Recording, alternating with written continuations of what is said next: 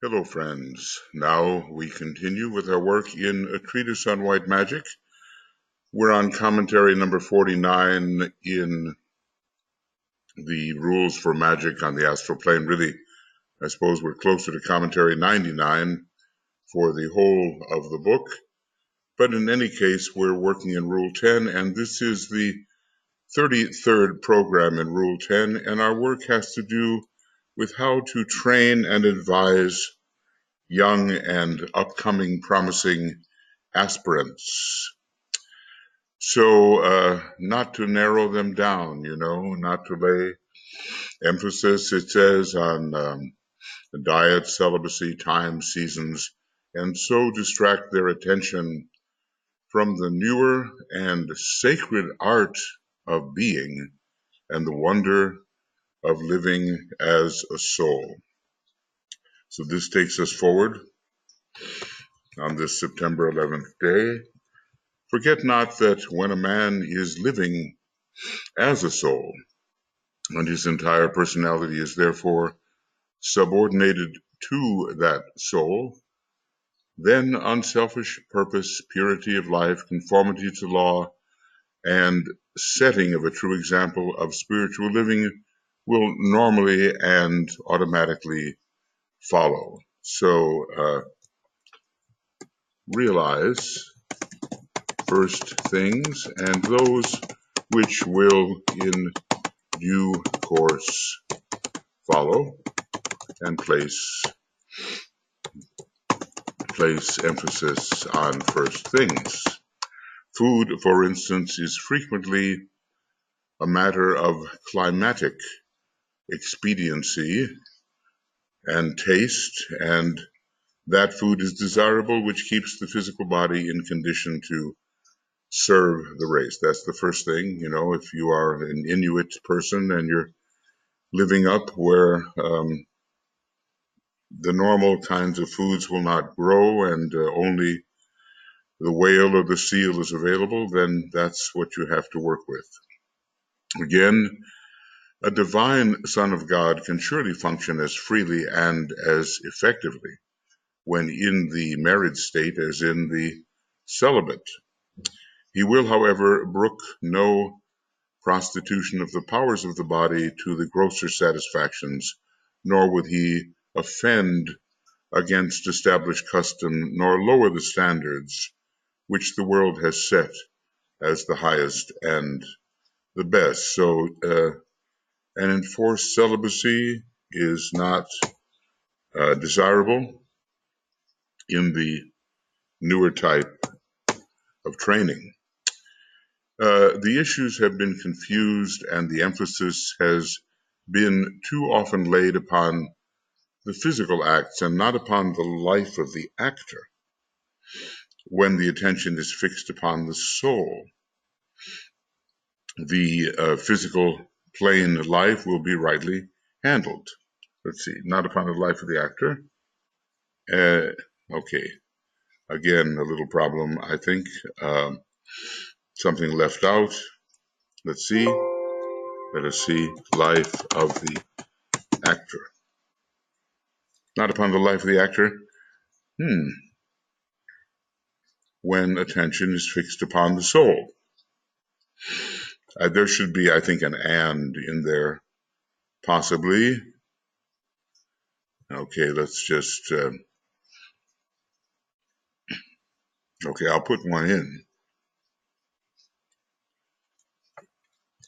And when the attention is fixed upon the soul, the physical plane life will be rightly handled. First things first, and you know the old saying, seek ye first the kingdom of God, and all things will be added to you.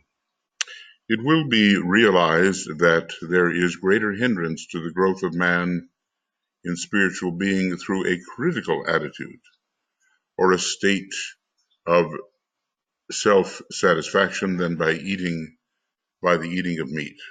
I remember Alice Bailey, well, she was talking about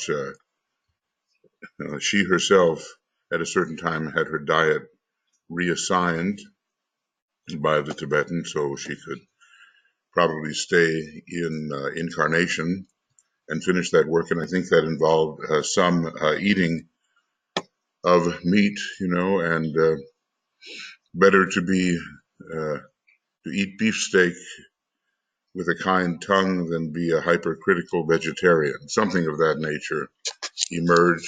People are often proud of the diet that they have forced upon themselves and criticize others for not having the same. Now, 2 rules of life must be taught the young aspirant. Okay, so the first rule, let me bring that out. And he must be taught to focus on constructive activity and to refrain from pulling down the old order of living. He must be set to work building the future and to thinking along the new lines. So the power of substitution is needed, and not the power of criticism, which so often energizes the very undesirable factor which is criticized. He must be warned not to waste time in attacking that which is undesirable, but must instead bend all his energies to creating the new temple of the Lord through which the glory is manifested. This is so difficult to do in an era where abuses are so evident to so many. In this way, public attention will gradually be focused upon the new and beautiful, and the old established creations, especially when undesirable and not worth bridging from, will fall into decay for lack of attention and so disappear. So, what do we have? Basically, the needed emphasis upon the good, the beautiful, and the true. Okay, and maybe this is the next one, perhaps. Second rule of life, perhaps. He must be taught also, yes, it must be, that partisanship is in no way a sign of spiritual development. Of course, holism, the emphasis of the whole and not the part, the welfare of the whole, the greatest good of the greatest number and of the whole. These are the desirable outcomes towards which we strive, not just the good of the part. He will not, therefore, use the words anti this or pro that. Such words automatically breed hatred and attack and effort to resist change. They put the user on the defensive. Every class of human beings is a group of brothers. Catholics, Jews, Gentiles, Occidentals, and Orientals are all the sons of God. So, holism and not partisanship. I'm thinking back in the days of the Second World War, and Hitler and the Nazis were rampant, and the Japanese Empire was overrunning the Southeast Asia and China, and it was serious. And in general, what the Tibetan says here must hold. The Tibetan had to refer at times, though, to Hitler and his evil gang, and he analyzed the Axis powers as those of Maya, glamour, and illusion, which were Japan, Germany, and Italy, respectively. So sometimes he had to blatantly call it as it was. But in general, when dealing with human beings behind whom the Black Lodge has not settled and behind whom there is no impulsion from that body of wickedness, then the critical attitude is not warranted when we're dealing simply with the sons of men. I guess we have to think about whether that lodge, what does it say, cruel hate, wicked lust, something, those are words used, lords of, high initiates in their own way, whether that lodge with its 6 leaders in the east and 6 leaders in the west is again on the attack. Sometimes it seems that this is very much the case and that very strong medicine will be required to ward off this fighting to the last ditch to obstruct the rightful coming in of the Aquarian Age and the unimpeded return of the spiritual hierarchy of the planet and the reappearance of the Christ. Let us see. These next 7 years before 2025 hold much potential for disturbance of the human race and of the planet, and also much potential for identifying the real problems so that people see more clearly and can formulate their opinions in line with the good and not with that which is simply preferred by the personality. As regards the future of this world group of which we have been speaking, much depends upon 2 things. Okay, so future. Why does it always disappear? Okay. Future of the new group of world servers, the world group, which DK is here discussing first. Okay. And in all of this, let's just measure ourselves and see that we measure up and take the steps necessary to measure up. First, it is necessary for all those isolated disciples working in every country in the world to become aware of one another and then to enter into telepathic rapport. Well, okay, this was 90 years ago, but this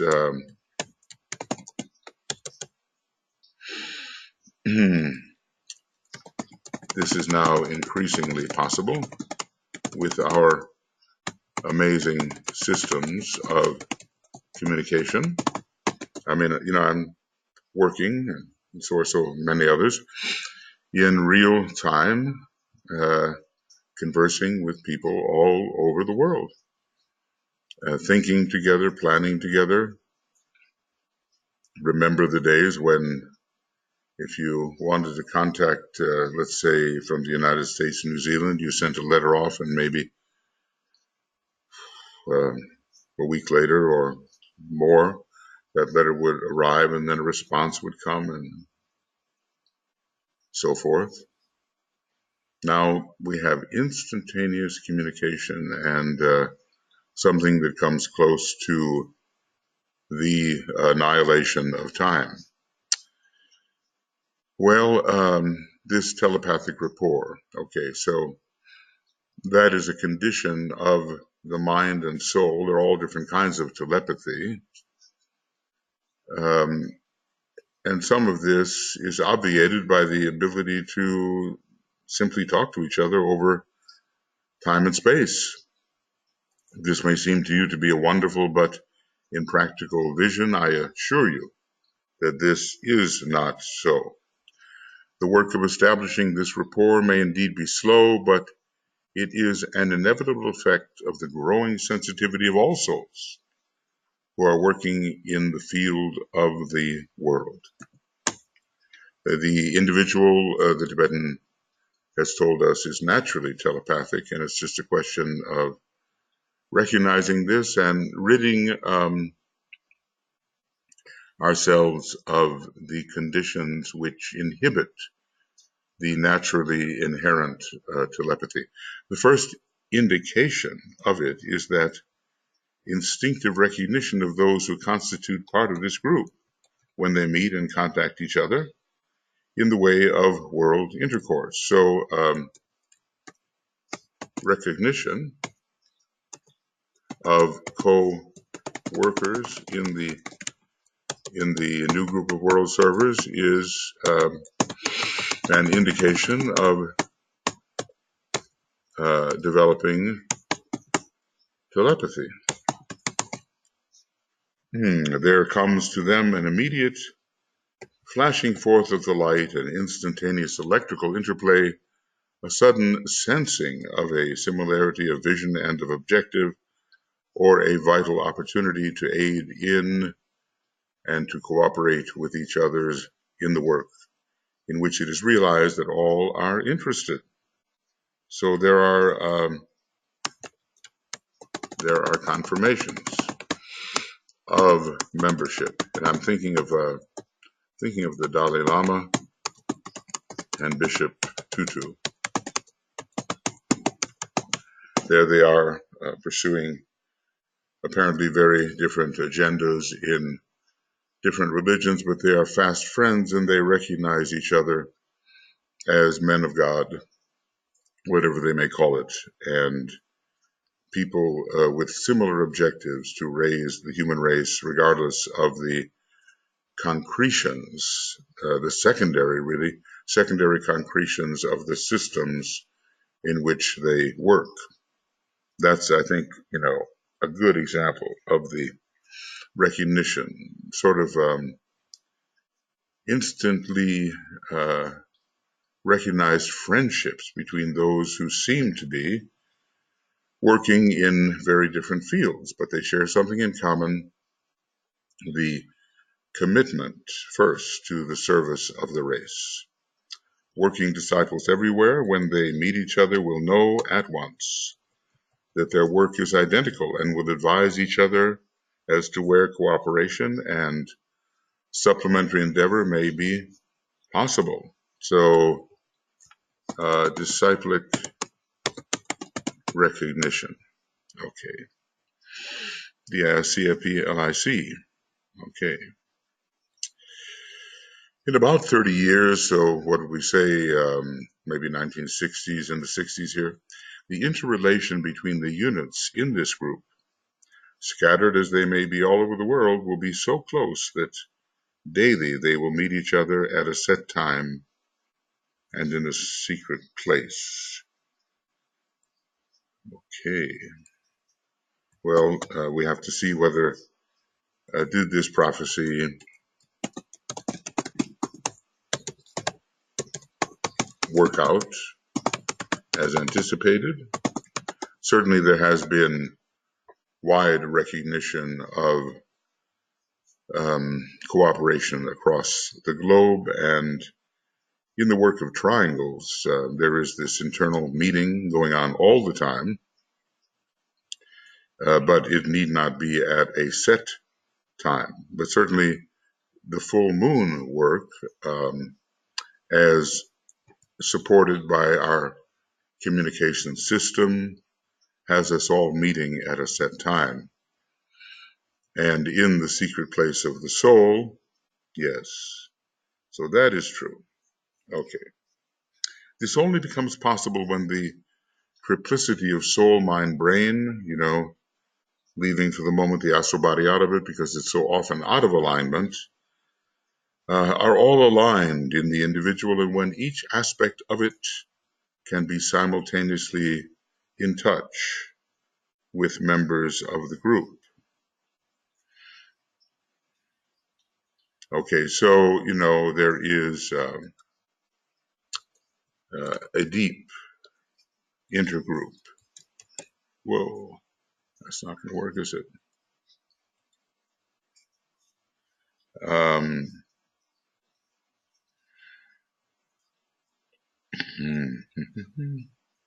yeah, a deep intergroup communication. At present, all the souls of the group of mystics do work in unison. Maybe we don't know that, if we're a member of this group.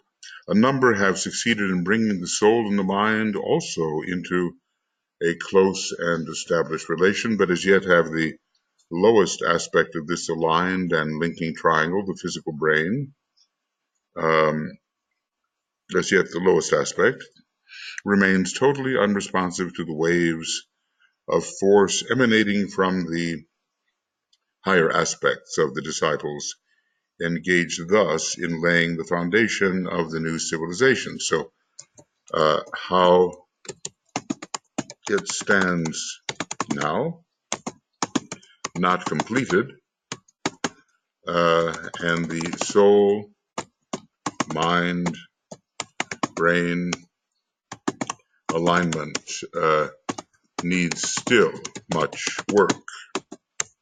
Okay, but it's coming, and I guess, well, here we are, let's say 90 years later. Let's say that some of this work was written in the late 20s after Cosmic Fire, so 90 years later, how are we doing? And have we held a sufficient point of tension, or have we relied upon the amazing telecommunication system to put us immediately on rapport without developing the fullness of the necessary telepathy? But think about it, soul, mind, brain. Does your mind speak what the soul impresses? And with that soul illumined thought, does it reach into your ordinary sensory world, understanding right here on the densest level of the physical plane? Is that happening for you, for me, for whom?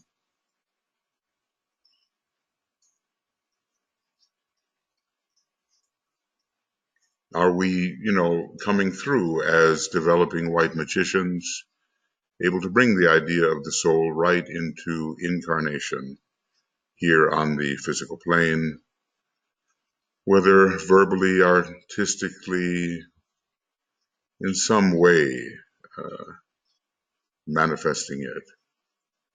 Or does our brain resist, and are those cells, the brain cells, sleepy and not as responsive as they should be?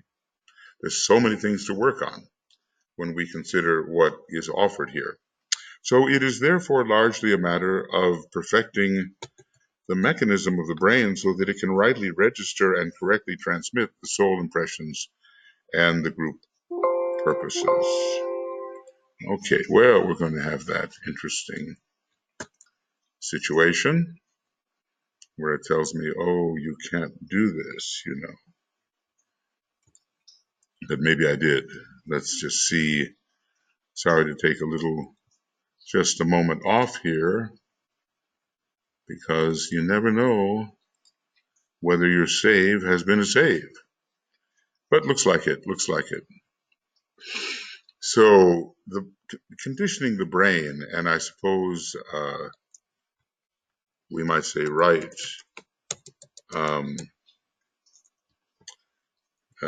right.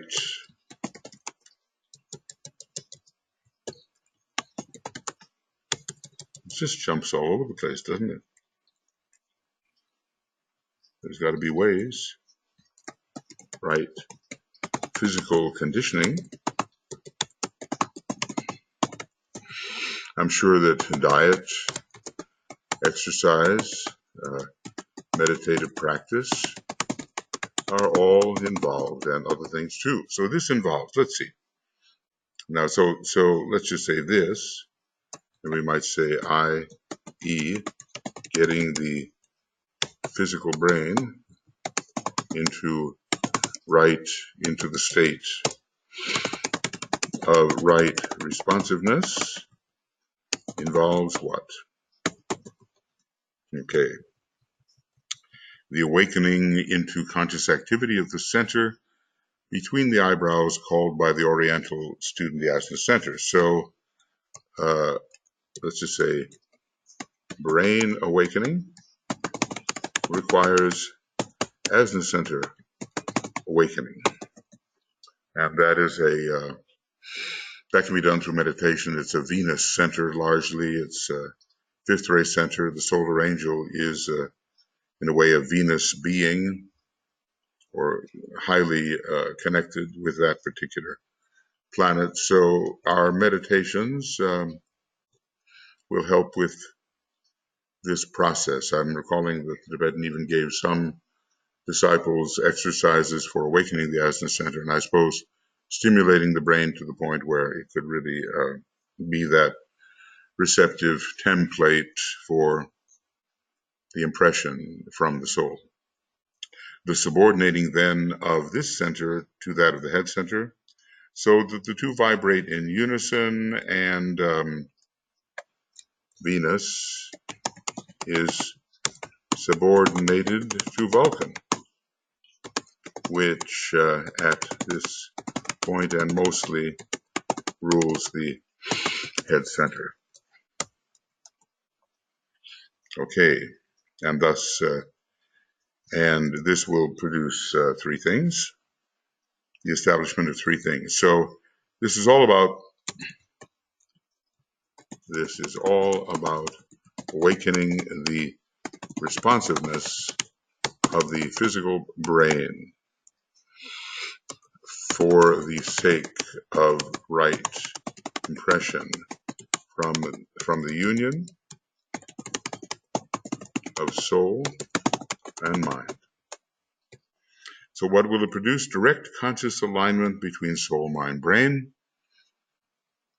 the appearance of a magnetic field which embraces both the head centers, and so definitely affects the pineal gland and the pituitary gland. And we might say later will come the inclusion of the alta major center, ALT,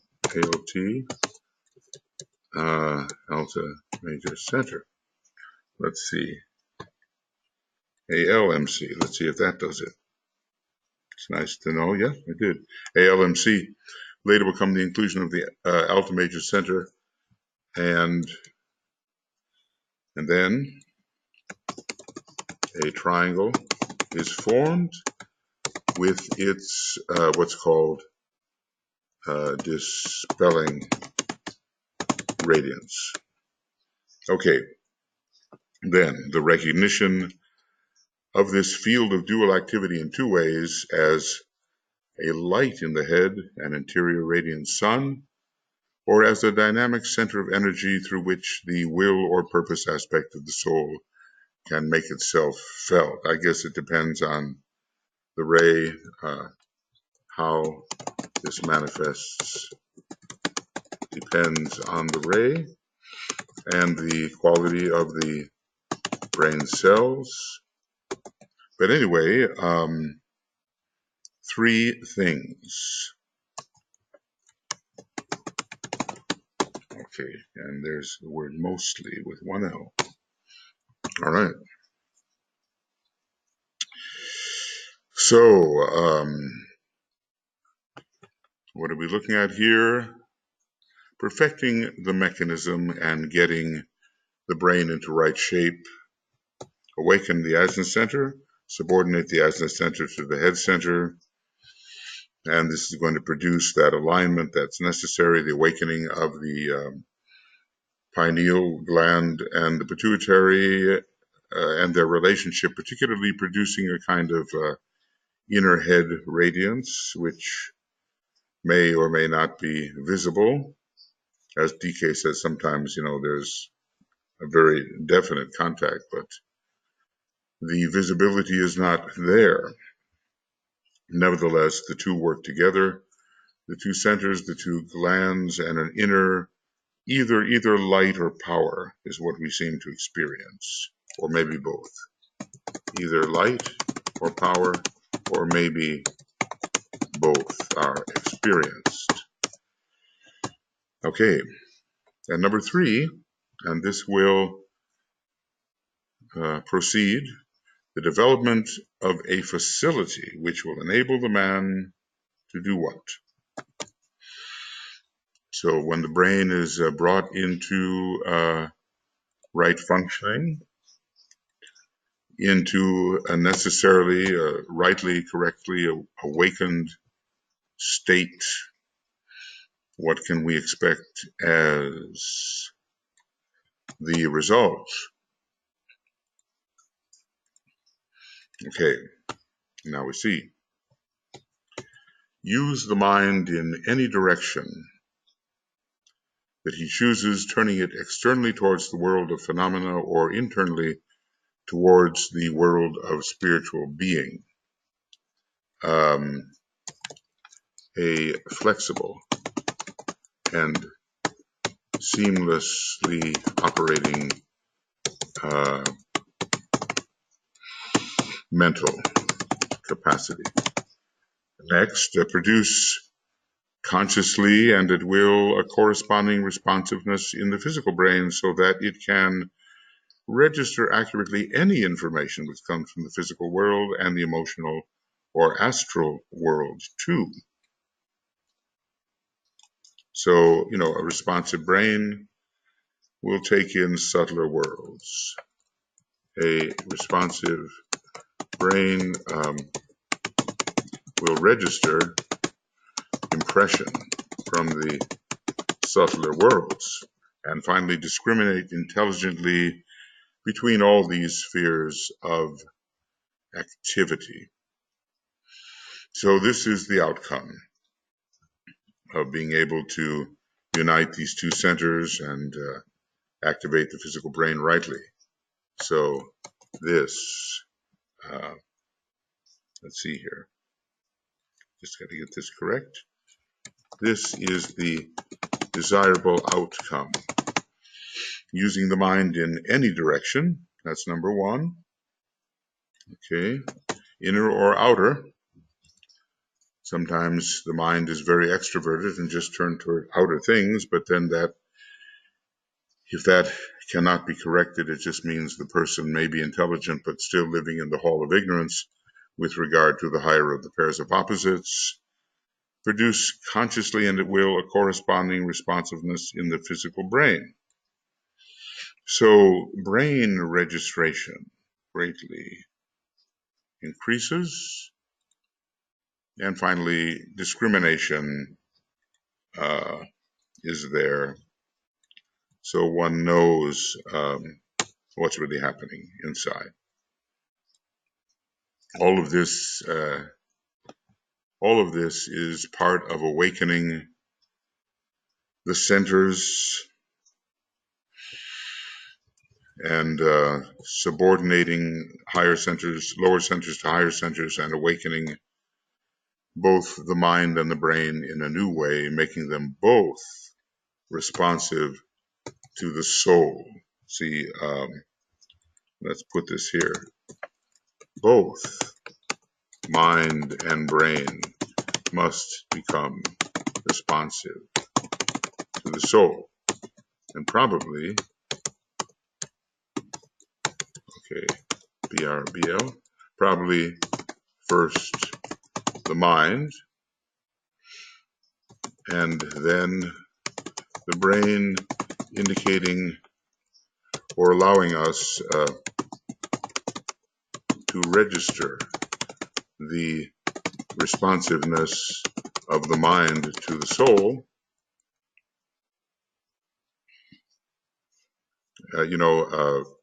We can be very rich interiorly and not know it in the physical brain. And we wouldn't want such a condition to continue. The key to understanding all of these processes which must be developed is that we do indeed have a mechanism for the development, the rightful development of the necessary methods. And this mechanism, this instrument, it has to be trained. It has to be purified. It has to be trained. We have to be attentive in a rather meticulous manner to the training of our instrument of access to the subtler worlds. You know, we've been under the spell for a long time of a kind of ignorance that has shut out life and the higher access to the higher and still more beautiful worlds approaching divine archetypes. We've been shut out. And for many reasons, you know, our own choices, but also choices that humanity has made, undesirable choices. It's been said that, you know, early man was given perfect laws, but he ignored them. The psychology of the rebel came in, and the beings on our planet, due to the perhaps divinely rebellious nature of our planetary logos, have also this psychology of the rebel. And when you rebel against the imposition of dogmatism and imprisoning thoughts, that's okay. You have to do that. But when you rebel against the good law, there's a price to pay, and I think we have paid that price over the millennia in ignorance and being cut off. So, okay, we have to do better. Now, let's see what is further said. This will all be eventually covered by a new psychological approach which will emerge out of the old, you know, that fourth ray bridging continuity, so the good values of the old are preserved as we search for still better values, and no dangerous break is allowed to occur. So it will emerge out of the old and be a blend of the mechanical schools, I suppose relating to the physical mechanism, the introspective, and the more purely oriental position, plus the conclusion of the two new schools, which will shortly arise, but which as yet are too small to warrant the name. Well, what are those? I mean, you know, maybe the self-actualization psychology that came in the 50s and 60s of the last century. And, you know, maybe the esoteric psychological school, which we are trying to promote by using the books and offered understanding of Master Decay. So the new psychological approaches which take in the soul as a reality, they are in the embryo stage. One school will deal with the energy aspects of the individual and his responsiveness to the energy of the universe in which he is immersed. And the other will consider man as a unit of electricity. So, in fact, the self-actualization school is not there, even though that sort of fourth force dealt with a transpersonal self. But both of these appear to be occult schools or occult approaches to psychology. So let's see. One school will deal with energy aspects of the individual, you know, ray aspects, astrological aspects, and his responsiveness to the energy of the universe, that is the of the planets and system and constellations and so forth, in which he is immersed. And so we've been given that. And the other will consider man as a unit of electricity. Now, this seems to be a method of approaching esoteric psychology by means of the fifth ray. And we do remember, don't we? We just studied it, that the highest method of teaching on the fifth ray is through esoteric psychology. And you kind of wonder whether the discoveries destined or slated to occur in France with its fifth ray soul, the scientific discovery of the soul, will not be in line with this other method, considering man as a unit of electricity.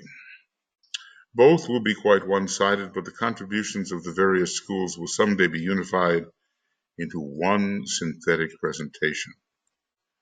That's it. Again, partisanship in the academic fields, not advisable, but probably inevitable until the insufficiencies of any method, however good it may be, are actually noted, and the need to join with other approaches is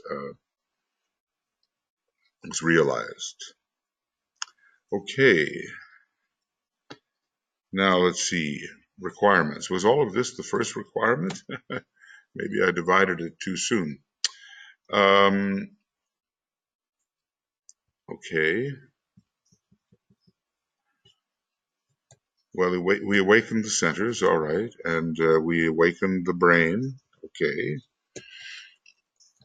And there will be a new approach to psychology. We will understand, the whole question of knowing ourselves is for most of us in a woefully retarded condition. We may think we know, but we don't know our past. We don't know our future. We don't know the higher levels of our equipment, the superconscious, and we've forgotten we've forgotten the thousands of episodes in our past that have made us what we are. But let's just call it the second requirement, assuming that all the foregoing gave us the first requirement. I know I put the word first up there somewhere. It's easy to get a little bit lost, at least I do, I'm sorry. But if I was moving more slowly, maybe I wouldn't. Well, there's the first.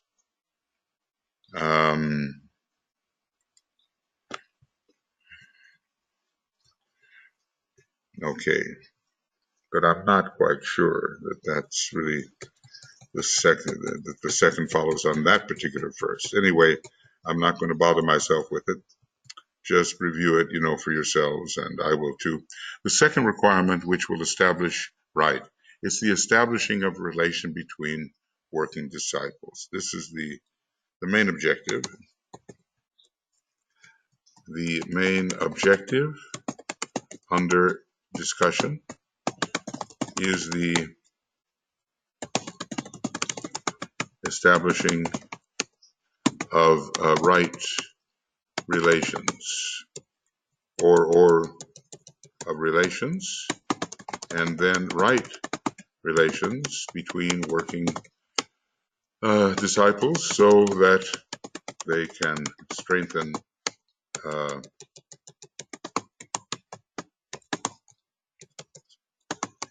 each other's work. The second requirement, okay. DK sometimes seems to have quite a complex mind, and I wonder whether I can follow it all or whether I'm just rushing too much. But let's just say we can pick this up, which will establish relation between the working disciples and the group,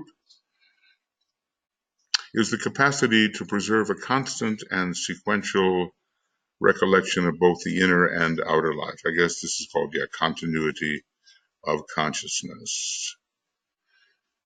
Okay, so this is what we want to establish, and it involves certain type of awareness, certain types of techniques, even falling asleep consciously, which he instructs us. I think in Dyna 2 he instructs us how to do this. And by this we mean, okay, so the very first, I just want to, somehow we just have to connect with each other. That's one thing, okay? And that's the very first requirement. Aware of one another and enter into telepathic rapport. That's a really important one. And he gives us ways to do that, and it involves awakening soul, mind, brain, and especially the brain, because to have a soul-infused mind seems something that can be developed, but then the brain can remain resistant. So the new psychology will help develop the soul-mind-brain relation. The new psychology will help us develop the soul-mind-brain relation, and then we will really, and with all these developments, we will come en rapport with the other members of the group, the new group of world servers, and will recognize each other. Okay, that's the key. And every time I write EN, since this is not written in French, it's supposed to mean energy, but otherwise it doesn't make allowance for a French word. All right, the second requirement is to produce this continuity of consciousness. The power to be fully aware of all happenings in all spheres and departments of man's being during the entire 24 hours of the day. Now, I think we're far from that. We have to be, when we're focused in the sensory world, maybe so much that's going on in the astral or mental or even higher worlds is lost to us. So not an easy development, but then again, so much of our rapport with other members of the group is not sensory, not immediate. It's coming in from subtle planes. So we need to have this continuity to find out what's really impacting us at any time. And the brain, again, will be often resistant to this kind of reception.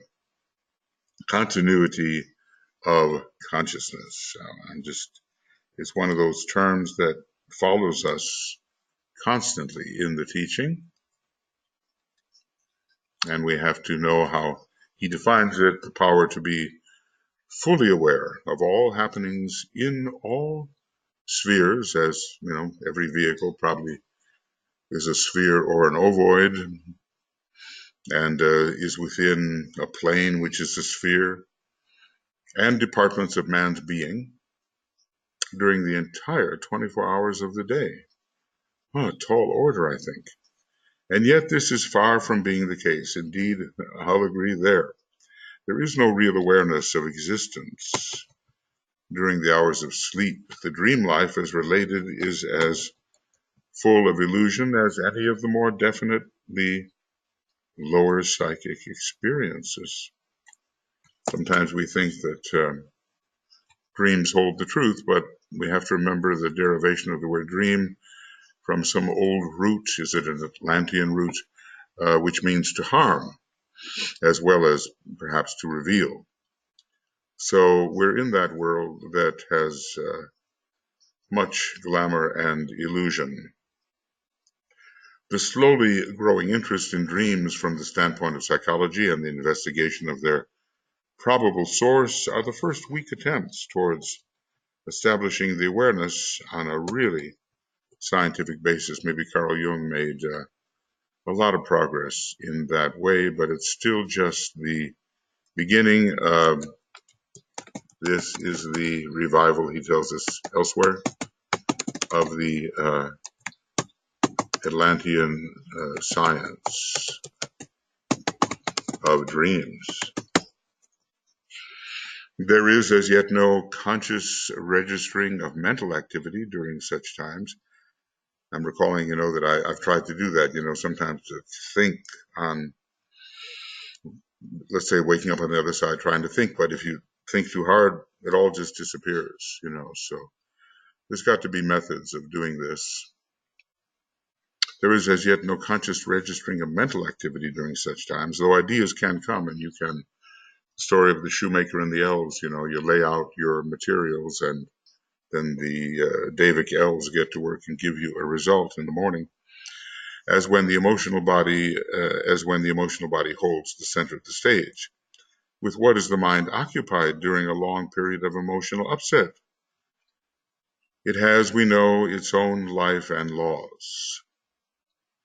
But we're far from, we are still far from re-establishing the science of dreaming, and probably necessarily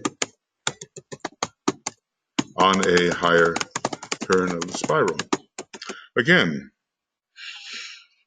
see, he's proving to us that, we really don't have continuity of consciousness.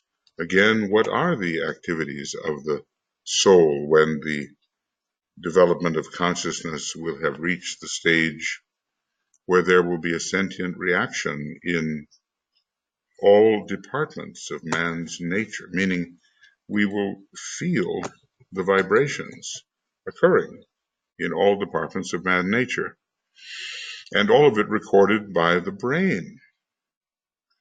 So what will that be like when everything that's going on will be recorded by the brain, and what activities are the souls evidencing at such times? Already men are aware of both the physical plane activity and emotional aliveness simultaneously. I think for some of us, if we're too emotional and too physically focused, we don't think. That's maybe the advantage of having a Ray 2 astral body, that you can think and feel at the same time, think with accuracy and feel at the same time without having your mind sort of shut out by emotional or physical reaction. That is for the majority a common or an ordinary condition where two activities can be registered at once, why not three or even four? So he's making a case for the logical, for the development. Let's see here. Making a case for the development of content of consciousness, CNOC, CTOC, CTNOC, none of it. Okay, so let's see if I do that. CNOC, and we'll call it continuity of consciousness. All right. He's making a case for the development of CNOC and saying it is simply logical that it should and will develop. So such is the future ahead of the race, and the disciples actively employed, set to work in service, we might say, will be the first to express and demonstrate this extended consciousness. Establishing on a higher turn of the spiral. Okay, so continuity of consciousness, an important and imminent development, but not maybe very imminent. It's coming. So this development of CNOC is coming and will be part of the gifts of the new age, as will that, electrical appreciation of the soul. After all, Aquarius, with its major ruler, Uranus, even as a veiled hierarchical ruler, is the planet of electricity. So where electricity is involved, we find Uranus, and we will have the appropriate developments.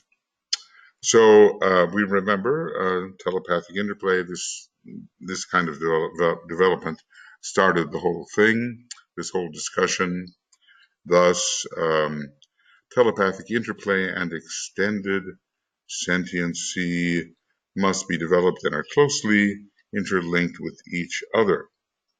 So these are two necessary developments for advancement, right? So let's just say two very necessary developments for the advancement of disciples and of humanity eventually. Future developments, the wonder of the new age, all of this coming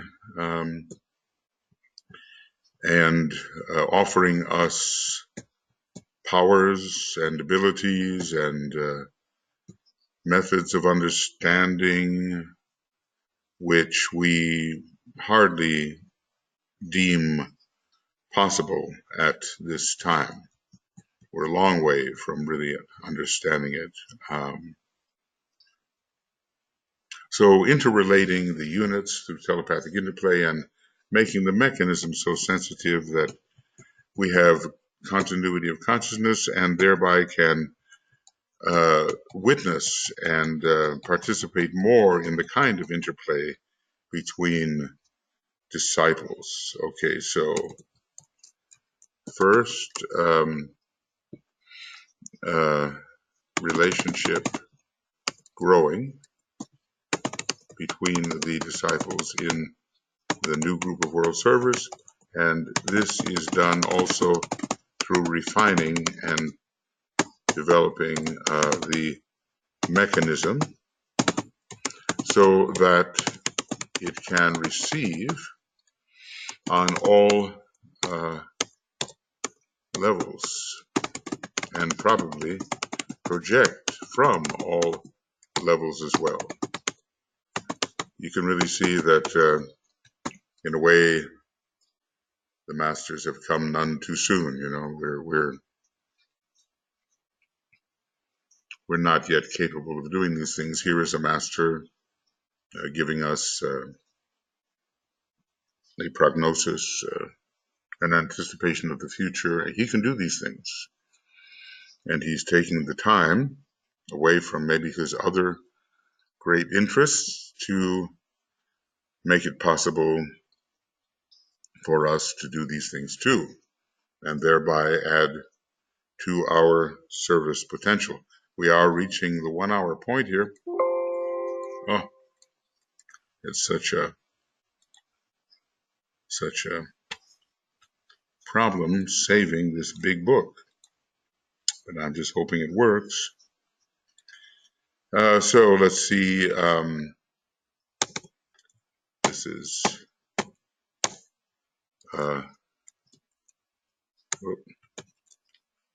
1 hour, the 1 hour mark.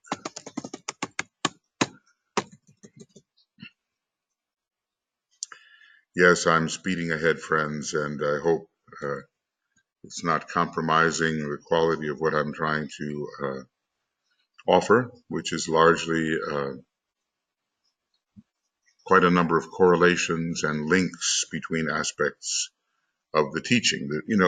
What's written is one level of the teaching, and when one begins to work with the teaching and relate different items of information and different kinds of perspectives with one another, still another level of the teaching can appear. And that's the goal here, give us all something to really ponder and interrelate within our field, mental field, and the field of consciousness, many items of information which might remain unrelated, but are in fact very relatable. So it's kind of a Mercurian fourth ray process operating here. Now, going on, I have therefore pointed out the immediate future of the individual disciple and what lies ahead in the immediate future for the group. So the disciple has much to develop for the sake of telepathy and communication. I'll call it communication through sensitization. And what lies ahead for the group? What is it's always inspiring to be able to think about what are the potentials and have the assurance that somehow, some way, they will be achieved.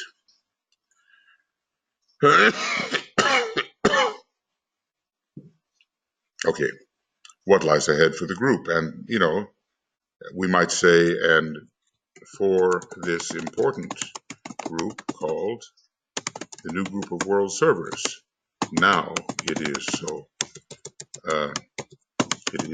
called. Maybe he settled upon that term. He used quite a few preliminary terms before that, but maybe, it became named in this way, and that people should be aware of it and its potentials and its necessary relationship to humanity as kind of an ajna center for Sanat Kumara is very important.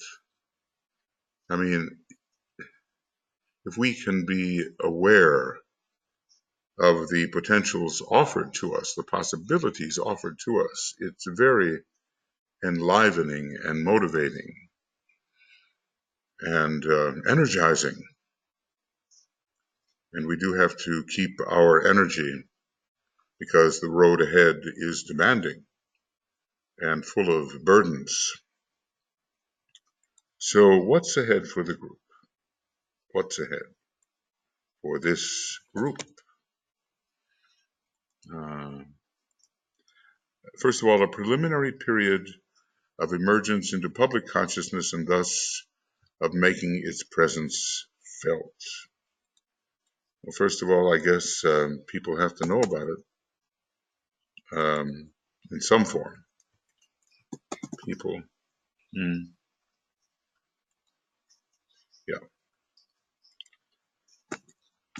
people have to be made aware of this group. And this will be done through the steady communication of the new ideals and the constant emphasis laid upon the essential oneness of all humanity. Okay, ideals, what can we say here? Well, just repeat. Ideals communicated and oneness of humanity emphasized. Now that's hierarchy. Whoop. No hurried work, it says. Humanity emphasized. It will be the result of the uniformity and inclusiveness of the notes sounded by one here and another there. We sound the same inclusive notes. We sound the same inclusive note, and it will be recognized. R, E, C, Z, D. During this stage, there must be no hurried work and no precipitate action of any kind. We have to lay the foundations carefully. You know, the wise use of slow action. The second ray is involved here. Oop, that's an interesting term. Emphasized. Okay, no hurried work. The growth of the group and of its ideas will be slow and sure, and this sounds somewhat Taurian, except that Taurus, on occasion, charges ahead, especially when combined with the first ray, but this is largely a second inclusive second ray group. The group exists already. Okay, let's just say this was written in 28, 29, 30, somewhere in there. It has not to be formed and organized, and there is therefore, for none of you, the assuming of any sense of responsibility for the organizing of any activity desired to lure these disciples who have chosen thus to work subjectively into publicity. He knows the busybody nature of the disciple and how some officious disciple will decide, okay, I'm going to organize the new group of world servers. Such are not the methods approved by the elder brothers of the race, nor is it the way they work themselves. Something far more interior and organic is at work, and not outer organizational methods. Methods, yes. Know each of you for yourselves whether you stand for the new position, the new attitude towards work, and for the subjective method. We've got to confirm this. These are kind of like orders in a way. These are imperatives. Know this, we have to work in the new way, and we will be gathered together. Know each of you yourselves whether you stand for the new position, the new attitude towards work, and for the subjective magnetic method of gathering, not of outwardly assembling. Okay. Like I invite you to become a member of the new group of world servers. It wouldn't work.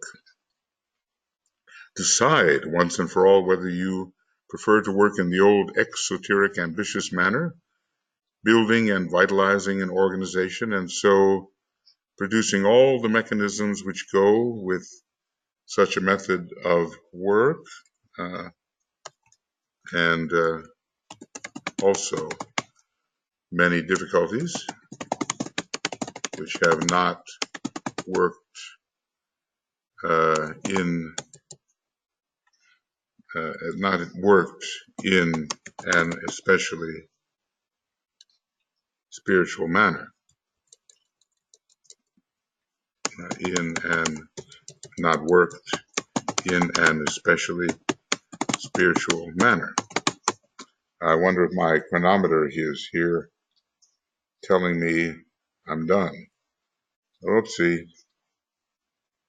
Let's see. Looks like it. Sorry about that. Looks like I may be in trouble and not know how long all of this may be working. Yeah, I'm doomed to start at the beginning. Well, I have some idea. So he's presenting us with a choice. The old methods or the new subjective methods that interiorly, when the would-be servers have achieved certain requirements, they will be gathered together, and they will find themselves motivated in the ways that the members of the new group of world servers are motivated. They will find themselves in a way automatically affiliated with this inner group, which has many outer methods, but a similar purpose and objective, and a very positive motivation for the uplift of humanity, and I'll just say, and of the planet these days, as the planet is in so much jeopardy due to many things, including human errors. Remember that such groups, the outer groups, are still greatly needed and are useful. It is not yet the new age, no, it's still, that time, still a Piscean play out, there's much of the age of Pisces to go at that time, and even now we have 3/4 of a century roughly of Piscean energy still to deal with in overlap with the Aquarian age. And the little ones must not be left exposed to the new forces, nor turned out bereft of the nursery to which they naturally belong. So it is not that the old methods are wrong. They are still needed for some, but how do you choose to work? Because there are so many that are working with the old methods. Even now, I remember that I did some work in the old way long ago when the university was first founded, and it was not as organic as it could have been. I used outer methods to choose. It's sort of third-rate selective methods to choose certain people for certain positions to do certain things. But it was better, I learned, to let natural abilities emerge, because so often choosing as I did, it didn't hold together as it should. I was fortunate that it did hold together, of course, but there could have been more subtle methods. And so I'm personally very aware of this distinction and this choice that he is offering. Should the new mode of work appeal to you, see to it that the personality is subordinated, that the life of meditation is kept paramount in importance, that sensitivity to the subjective realm is cultivated, and any necessary outer activities are handled from within outwards. So this is if you, basically he's saying, look here, he's saying, if you want to work in the new way, do this. And these requirements are familiar to us. We can't run around emphasizing our personality. And meditation is paramount, and sensitivity must be ever growing, and don't fall into the maya of doing things with the wrong motivation, just doing them, just have the inner impulse which leads to the correct outer activity. So many of us may fly into action without really thinking through or being connected with the motivating spiritual impulse, which keeps our hands and feet moving. Also, maybe on the other side, avoid a purely mystical introspection or its opposite, extreme and overemphasized organizing spirit. The 246 line in one way and the 1357 line in the other. Remembering that a life of truly occult meditation must inevitably produce outer happenings, but that these objective results are produced by an inner growth and not by an outer activity. And ancient scripture teaches the truth in the following way. So avoid extremes if we really want to work in the new way. And we are the judges, whether we have avoided extremes, whether we've been too introspective about it all,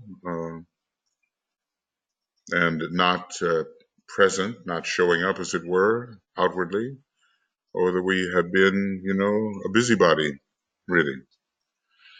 So there are different methods of work, and they have to be kept balanced and not allowed to go to extremes. Now, what is this from the old commentary? Teaching us how to balance these two approaches. When the sun progresses into the mansion of the serving man, is it the 11th house? The way of life takes the place of the way of work. Being takes the place of doing, shall we say. Being takes the place of doing. And is this the 11th house, or the sign Aquarius, something of that nature? Then the tree of life grows until its branches shelter all the sons of men. It's the seed has been planted, and the developments have worked from life into the outer world. The building of the temple and the carrying of the stones cease. In other words, let's say these are more outer activities, but in a way, we are subjectively building Solomon's temple, or the temple of solar man, subjectively. The growing trees are seen, the buildings disappear, the work of man, the busy work of man, but the nourishing branches of life are these, i.e. the nourishing branches, i.e. I think maybe I have to stay off my mouse pad here. The nourishing branches of life. The buildings disappear. Kind of interesting what's happened in South America. There's just so many buried cities. The buildings have disappeared in the jungle of growth, and now they're being brought to light. The buildings disappeared. Let the sun pass into its appointed place, and in this day and generation attend ye to the roots of growth. And basically, we're being told work more subjectively. That's what we're being told. Well, being and doing. And we may feel inclined to fly into action, because we're told by Moria, by human hands and human feet, but the motivating alignment has to be correct, and the whole subjective attitude has to be spiritual, and the mind has to be in touch with the directing soul, and all of this impressed upon the brain before it makes a lot of sense to run around and do things. And people with third-rate physical bodies like I have, and maybe some of you know what it's like to leap into action and then maybe wonder what you're doing. So before the planet is created, the planetary logos meditates deeply and envisions everything. And before the solar system is created, the same can be said of the solar logos, found in deep meditation, visualizing the archetype. And that saves a lot of time a lot of error is circumvented when you can really center yourself and see the end from the beginning. Controlling impulses, controlling Mars in that way is an important step on the way to effective work. Okay, so the trees of life and the buildings built by man, the avoidance of extremes, not too far away, not too in the subtle worlds, not too external. Master Moria says every leader has to learn not to be too far away or you're forgotten, and not to be too close, otherwise you're taken for granted. Always that middle position, all treading the noble middle path. There are so many ways to do it, Little groups will spring up here and there, whose members respond to the new note and whose growth into the world group will be watched over by one or more working disciples. I suppose by the time you're a working disciple, it's another step along the way from simply being an accepting disciple, one who knows or accepts the occult presentation and believes in it and then wants to work with it. I think that one of the last words offered by the Tibetan to his groups was, work, my brothers, work, my brothers. But these working disciples, a little more interior, do not organize the groups. They grow. As a man in his place and another, in this place and another, in that place, awakens to the new vision or comes into incarnation in order to take his place in the work of bringing in the new era. So let's just say the natural growth of these groups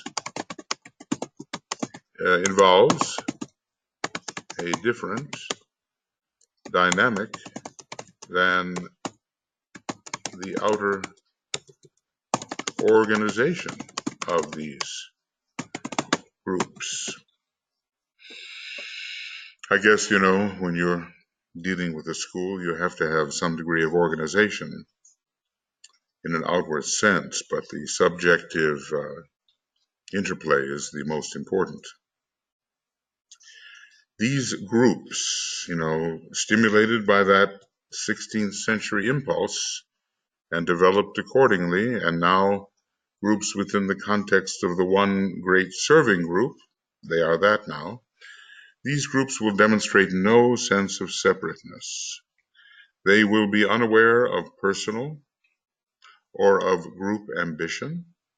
They will recognize their unity with all that exists and will stand before the world as examples of pure living, constructive building, creative activity, subordinated to the general purpose beauty, and inclusiveness. So here we have,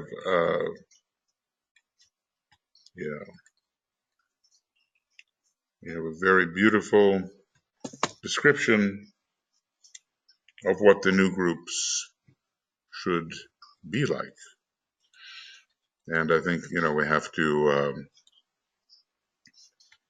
so let's just say this has been a beautiful description of the quality and functioning of the new groups. So it's not a question of getting out there and organizing the groups. Rather, they begin to emerge, and they will demonstrate no sense of separateness. That's so important, overcoming that great heresy and learning how to support one another, even though ways and means may be different. They will be unaware of personal or group ambition. They don't consider that, and those who are motivated or animated in that way will not remain in these groups. They will recognize their unity with all that exists and will stand before the world as examples of. So always set that example. Maybe the hardest thing of all, pure living, constructive building. So, we have Virgo and the sixth ray, and we have the second ray and seventh ray, creative activity, third ray and fourth ray, creative activity, subordinated, all that subordinated to the general purpose, beauty, and inclusiveness. Perhaps in the early stages of integration, the words friendliness and cooperativeness best describe them. It's so simple, so direct, and so true. So we have to take the simple things which help us understand what the emerging groups will do. Perhaps in the early stages of integration, the word friendliness and cooperativeness best describe the way they function, the way the personnel functions. They are not interested in dogmas, or doctrines, and have no shibboleths. That's a term borrowed from Masonry. It's like a password or something. If you say it wrong, they kill you. Not the modern Masons, taken from episodes in history. And if you say it right, you pass. They are not interested in dogmas or doctrines and have no shibboleths. Their outstanding characteristic will lie in individual and group freedom from a critical spirit. Criticism, one of the major causes of glamour, suspicion, self-pity, and criticism. But criticism is probably the third ray part of that, and self-pity the second ray, and suspicion the first ray, paranoia, and so forth. This non-criticism will not grow out of an inability to see error, because, these people in the new groups are awakening and awakened. They can see, they have some psychological insight. So it's not growing out of the inability to see error or failure to measure up to an idea. Falsity, impurity, and weakness will be recognized for what they are, but when noted, will only serve to evoke a loving helpfulness. Well, a high standard is here articulated, and we can well ask ourselves, have I carried this forth? I can see I've failed many times in my life here. When you have the strong third ray, the critical spirit can be with you. And the mentally focused disciple these days, working in the concrete mind, can be critical, very. So this non-criticism will not grow out of inability to see the fault or out of failure to measure up to an idea, like we wouldn't understand what's wrong. All these things are seen for what they are, but still loving helpfulness is invoked, a going forth to help that which is wanting. Little by little, these groups will come to know each other, covering the earth with verdure, as it has been said. These groups are the growing verdure, sources of life and of mutual nourishment to each other. Little by little, these groups will come to know each other and to meet with one another at set times and places. They will come, it's almost like everybody comes together for the hierarchical conclave. The different ashrams are prototypes of these groups, and they come together at the right time. They will come to these mutual conferences with no desire to impress one another, with no thought of relative numerical strength. They will demonstrate no ambition to increase their ranks, judging outwardly by numbers, judging quality by number. It's something to avoid. How should they when they know themselves all to be members of the one world group? They have no teaching to give or a doctrinal nature, believe this or be cast aside, and will not seek to demonstrate learning, the pride, mental pride goes along with this.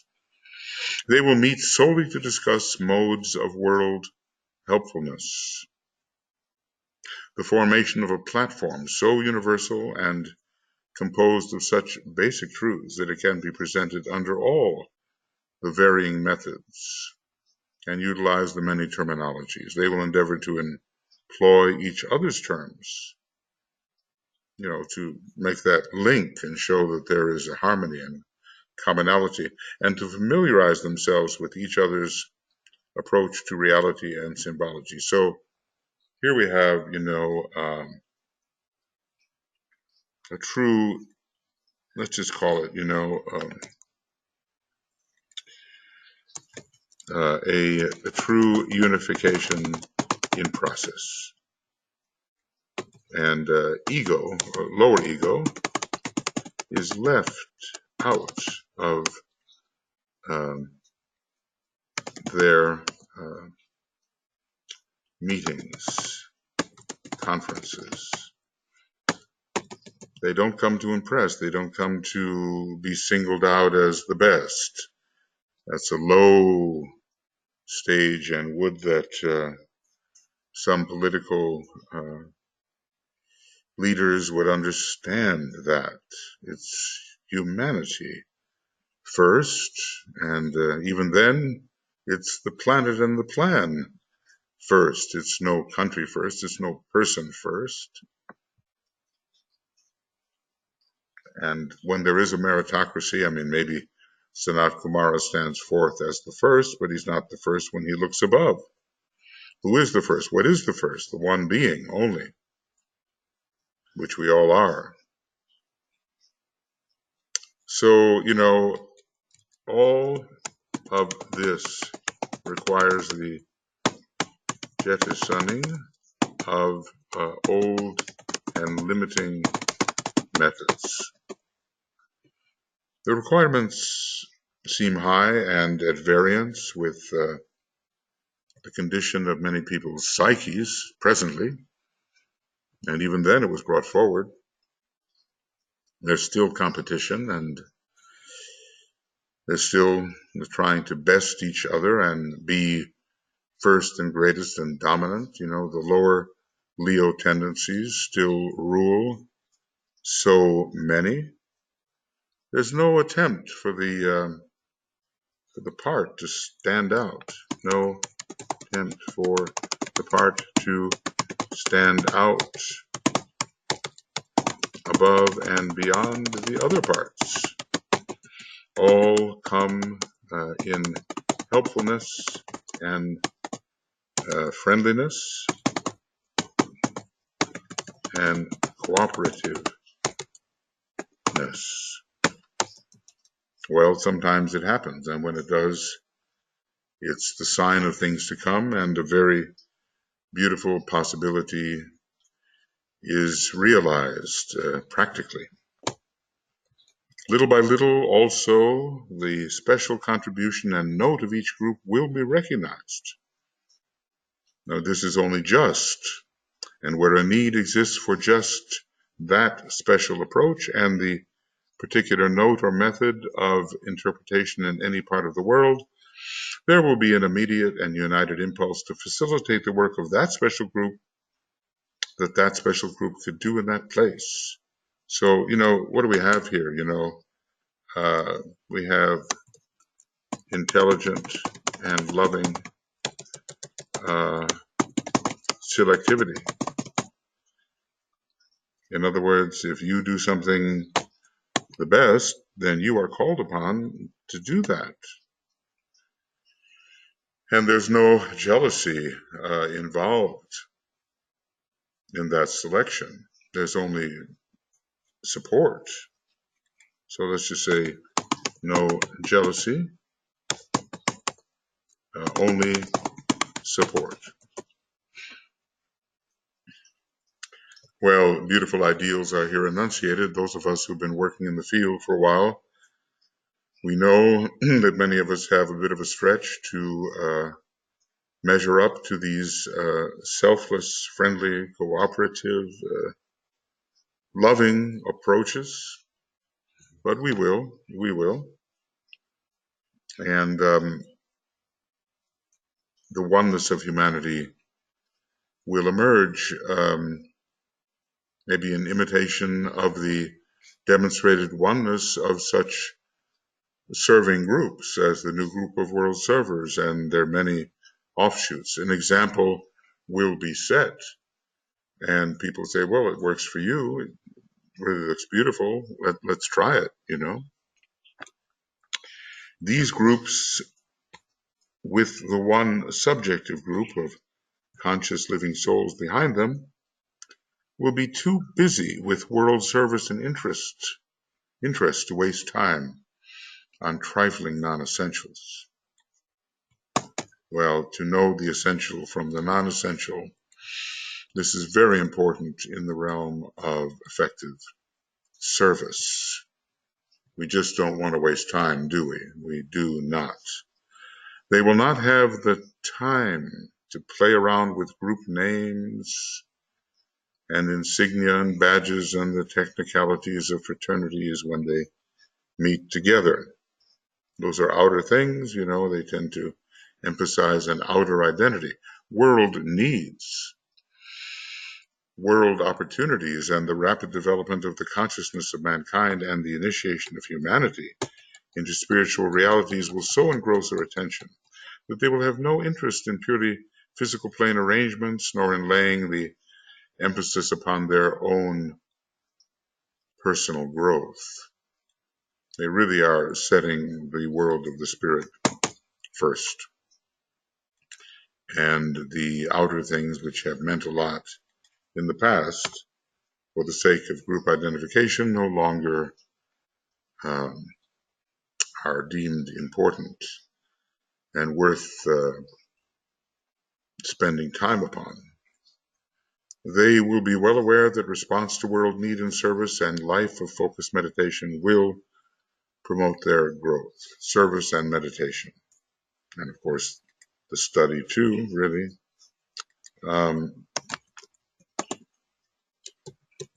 Will promote their growth. Okay, let's just make sure that I have not. Yeah, I did. So, service and meditation will promote.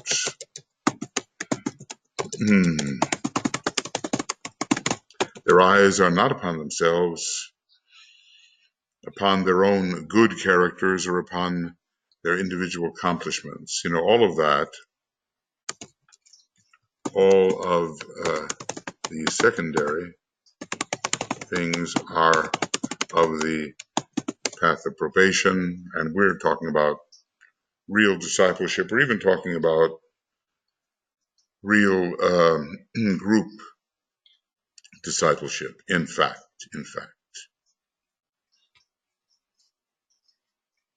So all of this is prognostication of what lies ahead, and we can follow it as we attempt to acquiesce in the method for working with the new group of world servers and helping it in subjective ways to fulfill its important responsibilities in the future.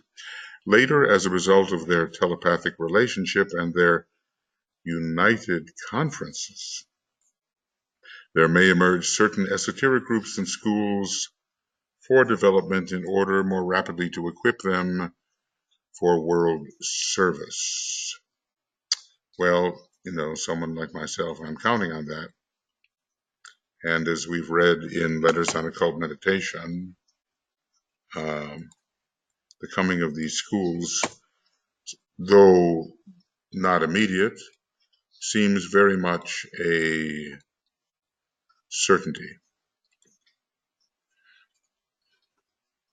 Later, the esoteric schools may emerge, and already if you read in Letters on Occult Meditation, even then, back almost 100 years ago, there were the initial developments, and they have proceeded, I suppose in such places as California and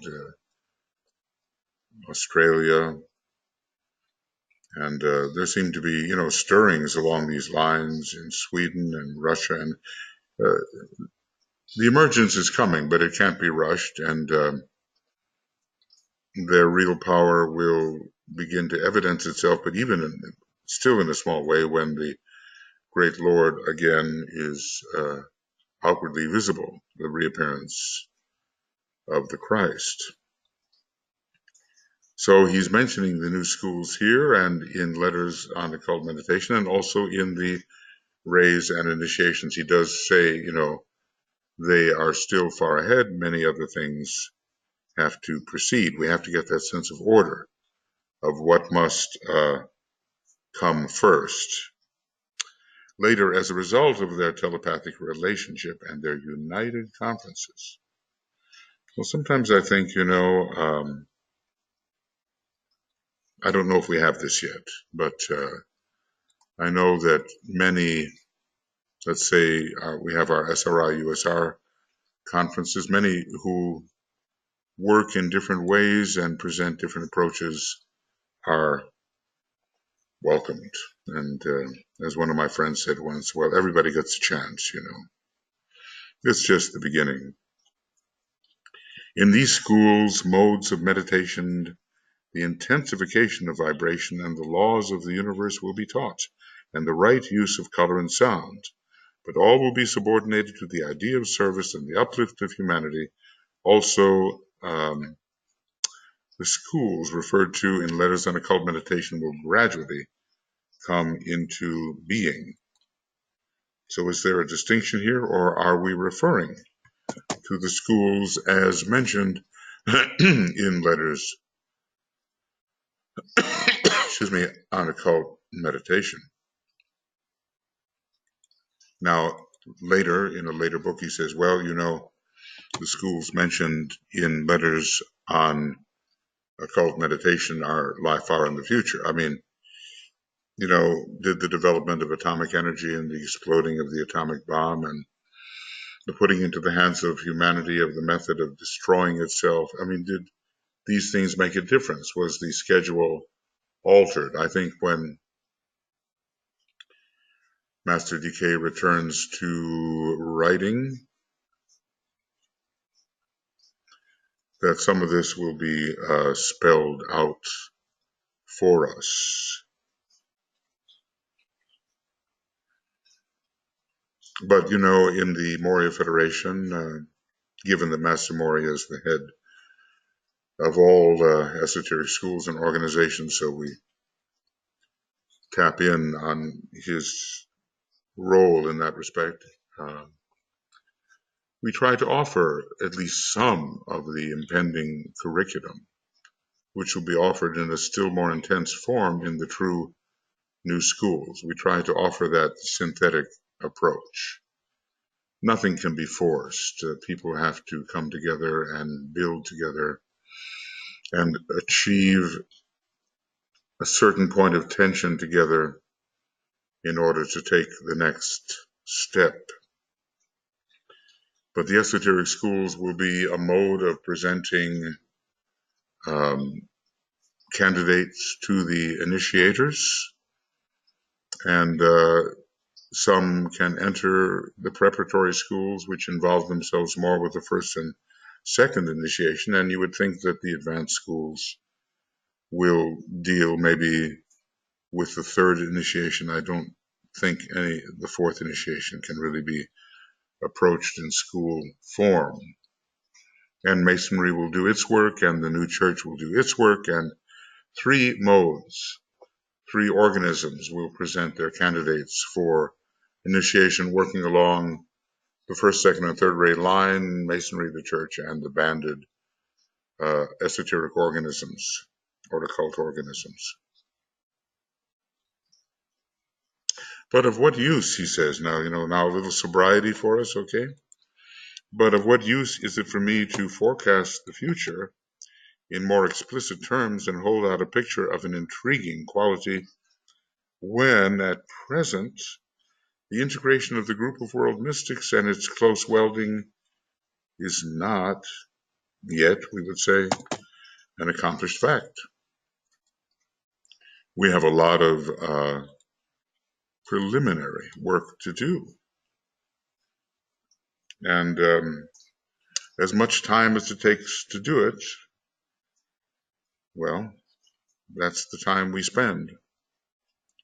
The Christ does not reappear at a certain moment, which is governed by conventional time. A certain state or condition of energy relationship has to be achieved, and that will be the right time, that measure of peace, that measure of sharing, and the cleaning house in the church and political organizations. That will indicate the time. So we have so much work to do. World unity, brotherhood in its true sense, not any kind of exclusive brotherhood. Think of the way the Ku Klux Klan looks at brotherhood. It's a distortion. The growth of telepathic interplay, the elimination of non-essentials which serve to separate the thoughts of men and bring about separateness on the physical plane, and the laying of a true emphasis upon the fundamentals of the ageless wisdom, the manifestation of a true understanding, one requirement after another, the bringing about of at one-ment with the soul, the recognition of those who belong to the work of world saviors or servers first. This is the immediate work to be done, and this must engross your attention. So what we have here is really a grand summation of what he's been dealing with in terms of requirements all along. So let's just call this,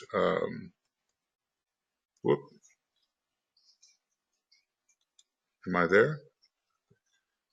I was, here we go.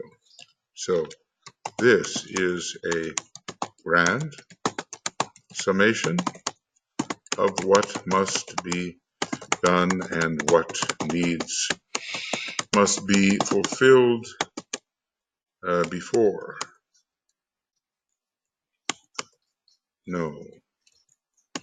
more intriguing possibilities can be seriously considered. I'll read it again, because it's so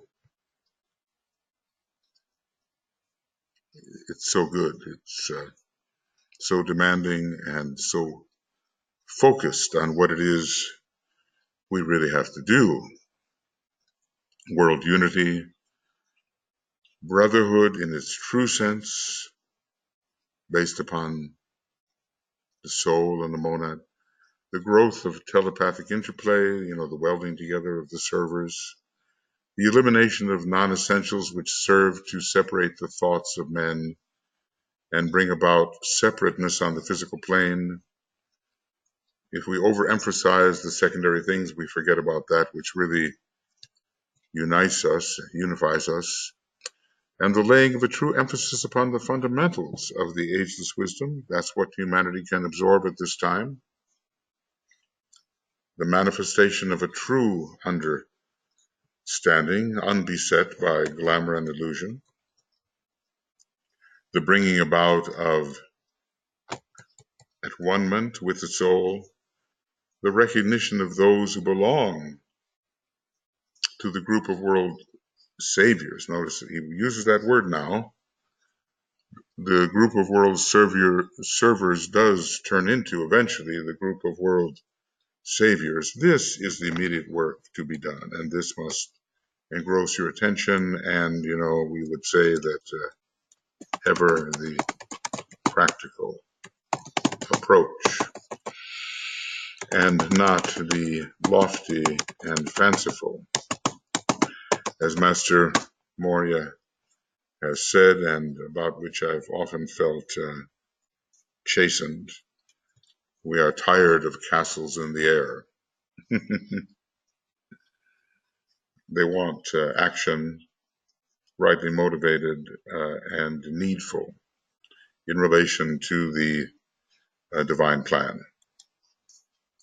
So this, and this alone, warrants the expenditure of all that any of you have to give: love and life, time and money. Well, the demand,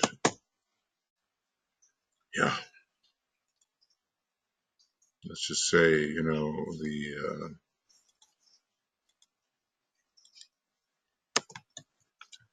the demand is clear and the foundation must be built.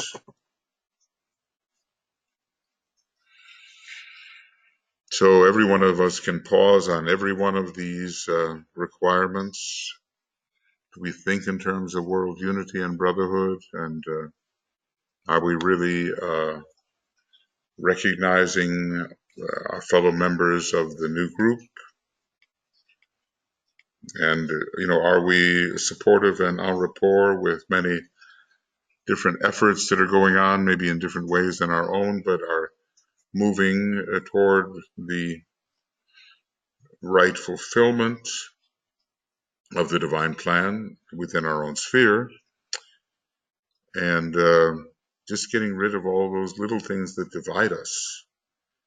This has been the age of Pisces, Virgo, and a lot of little material things have divided us. It's been somewhat an age of sectarianism through the tendency of that concrete mind cultivated by Virgo to divide. And of course, the fifth ray is becoming stronger all the time with its initial emphasis upon the law of cleavages.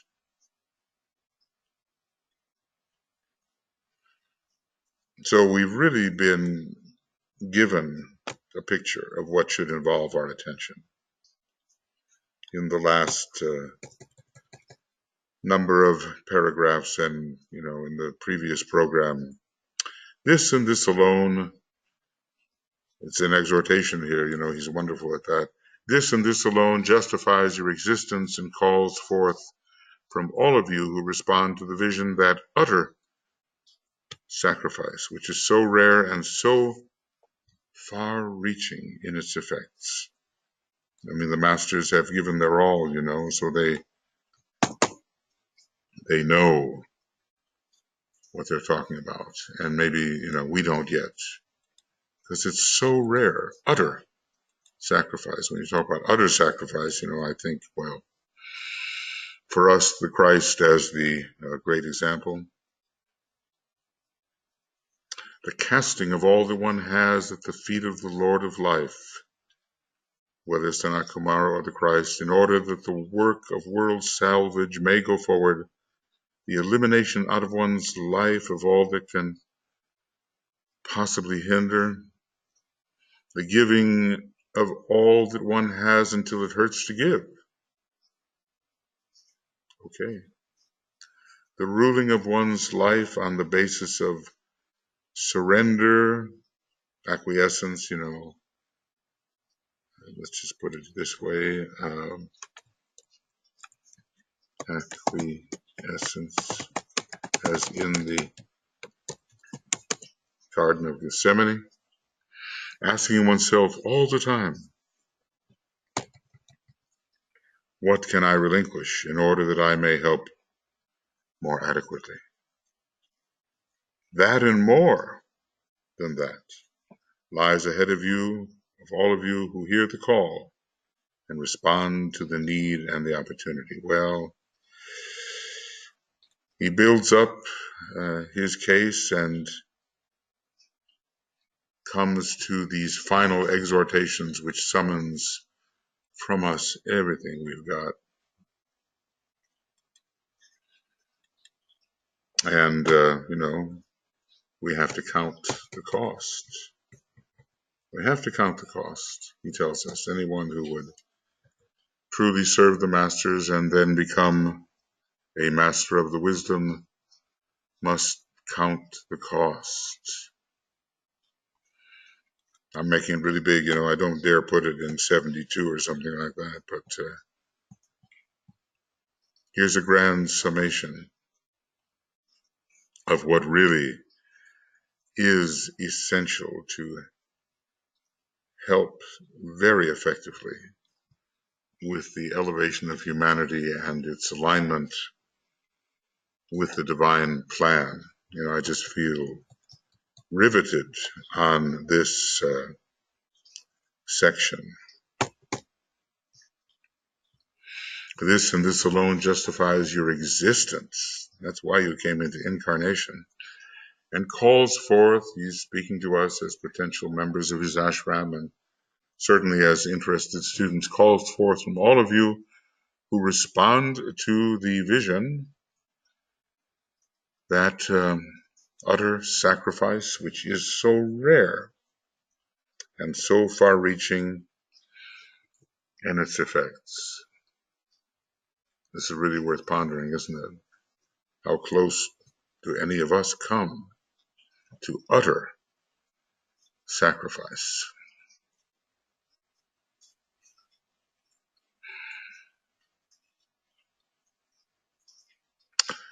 The casting of all that one has at the feet of the Lord of life, a sealed vase wherein he carries all his aspiration to cast before the one who is to greet him at the gate. A sealed vase. But then the casting. The casting of all that one has at the feet of the Lord of life, in order that the work of world salvage may go forward, the elimination out of one's life of all that can possibly hinder so many things, the giving of all that one has until it hurts to give. The story of the widow's mite, there's Jesus in the temple, or Christ in the temple with his disciples, and in comes the poor widow and gives all she has, and the Christ knew it. Well, she is elevated through that giving, of course. And the ruling of one's life on the basis of surrender, of acquiescence, as in the Garden of Gethsemane, asking oneself all the time, what can I relinquish in order that I may help more adequately? That and more than that lies ahead of all of you who hear the call and respond to the need and opportunity. Well, this is really demanding. And I wonder how many of us disciples would shrink back at the kind of demand just articulated by Master TK. Well, this is, I don't know, my chronometer went kerflooey, so I think this is about 2 hours, and I'll have to see whether there's time for anything more. This is really hitting home, isn't it? And we're called out of our usual preoccupations to think about these questions, asking oneself all the time, what can I relinquish in order that I may help more adequately? I just know there's just so many otherwise valuable disciples, and I don't exclude myself, who just don't ask themselves that all the time. But that's the way of the Master, and that's the way of those approaching the Christ through the hierarchy. That's the way. Yes, friends, that what we've been going over is so impressive. I'm just going to leave it at that, and we'll carry on shortly. We have a whole astrology section coming up, and the wrapping up by page 445 of this Rule 10, with a lot of programs in it. We're going to be beginning number 50 before long. We finished up 33 or number 49.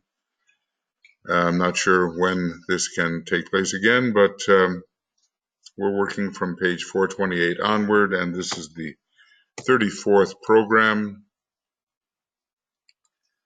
for Rule 10, and also the beginning of the 50th program for the rules for magic on the astral plane. So thank you for reading and thinking with me, and I would say with regard to some of these last statements, the Tibetan exhortation, thank you for feeling with me. It's hard not to respond sentiently, to aspirationally to this evocation. And if we're brave enough, we'll put ourselves to the test, and we will ask these kinds of questions, knowing that as hard as they seem, even more lies ahead of us, even more. Okay. I'm not sure how long this program is, okay, but having lost my chronometer along the way, but let's see. We shall go on. There's still, I don't know, is it